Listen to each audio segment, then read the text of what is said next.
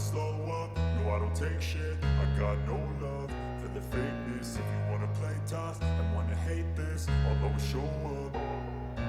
I don't ever slow up, no I don't take shit. I got no love for the fakeness. If you wanna play tough and wanna hate this, I'll always show up and make a statement. I don't.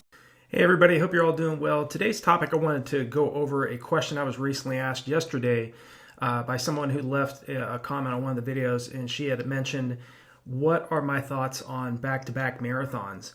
And I think that you can, if you have a race coming up, you've run a marathon and you want to run another marathon, maybe 4 to 5 weeks past that date that you ran your first marathon, I think you still can do it properly, and I still think you can succeed. I mean, this particular athlete, she ran a very strong 3:31 marathon time, and she's wanting to improve on that and qualify for the Boston Marathon.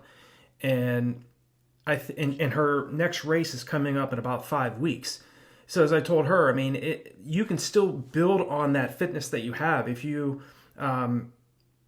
you ramp your mileage back up somewhat, around 20 to 30% more than that taper that you took going into your first marathon, and then you do another short taper going into the second marathon. I think that you can still really succeed and take from that fitness that you have already running your first marathon.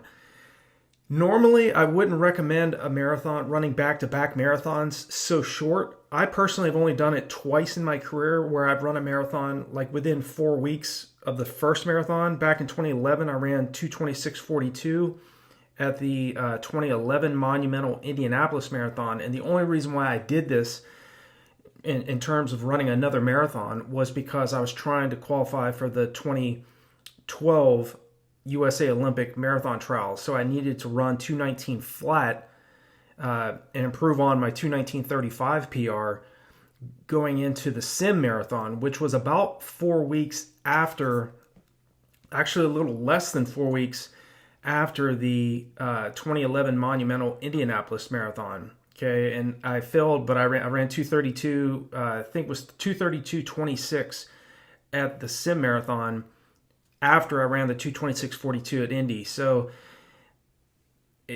again, it really just depends on what your particular goals are.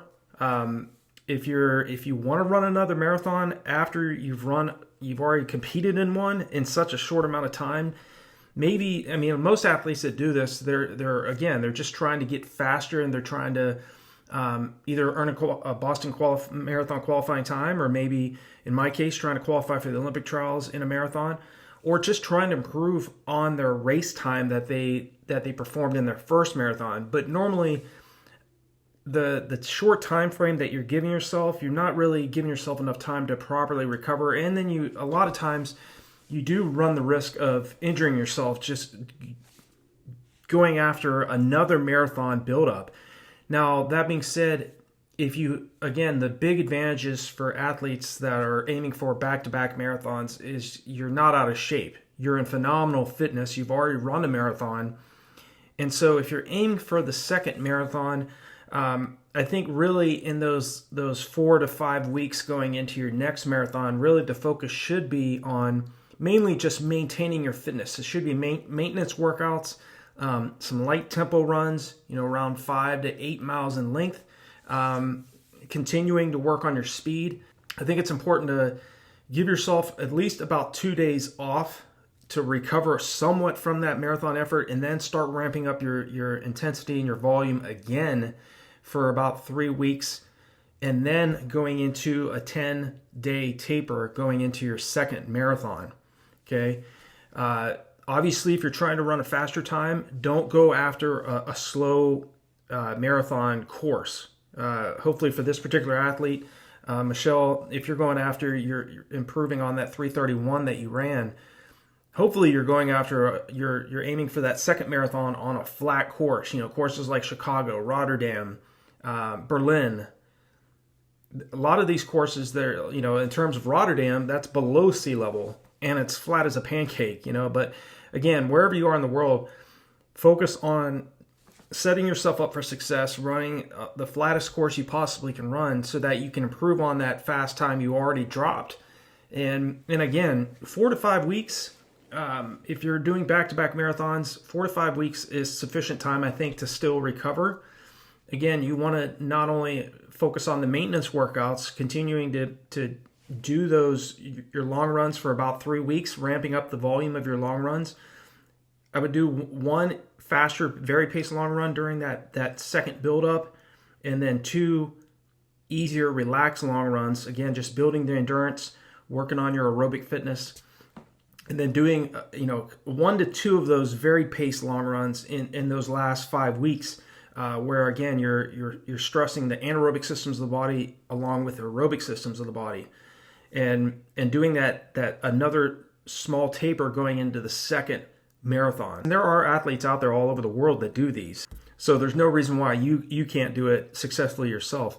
I just think that in most cases, 2 marathons a year is the way to go. I think mainly because you can still run 10Ks and 10 milers and 5Ks throughout the year and recover pretty quickly. But unless you're going after something really difficult, if you're trying to get a Boston Marathon qualifying standard, or you're trying to get an Olympic trial standard, I wouldn't advise doing back-to-back marathons because of the fact that it's such a short amount of time to prepare properly for an event that long. And the only advantage I think that most athletes that are going after these back-to-back marathons have is because they already have their general aerobic and anaerobic fitness already built up, because they went into that first marathon in great shape. They did a taper, so they were recovered somewhat going into it.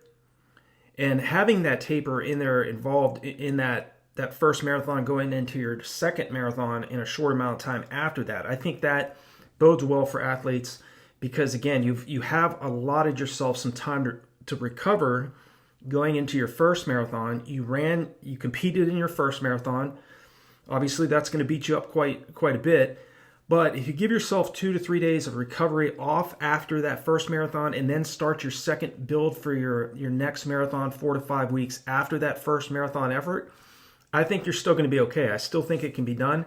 I did it myself. I like I said, I've only done that twice in my career, and it was not fun at all because, again, it's just such a short amount of time between the two efforts. But I used the physical fitness that I had placing 5th at the 2011 Monumental Indianapolis in 2:26 to go into the 2011 California International Marathon, which was only, like I said, about 3 to 4 weeks after that effort. And the only reason why I did that is because I was I had a window of until December to qualify for the 2012 Olympic trials. And again, I needed to run 2:19 flat.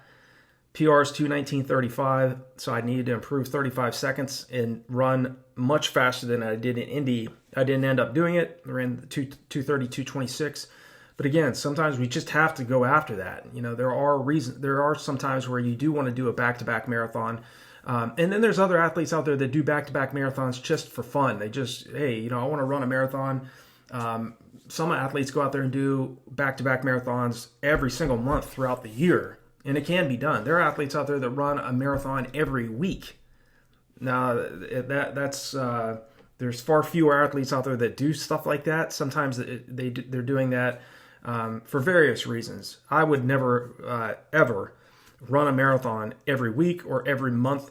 And like I said, in my 30-some years of competing, I only did 2 back-to-back marathons throughout my career. So I've never felt like I needed to do that unless it was something very extreme.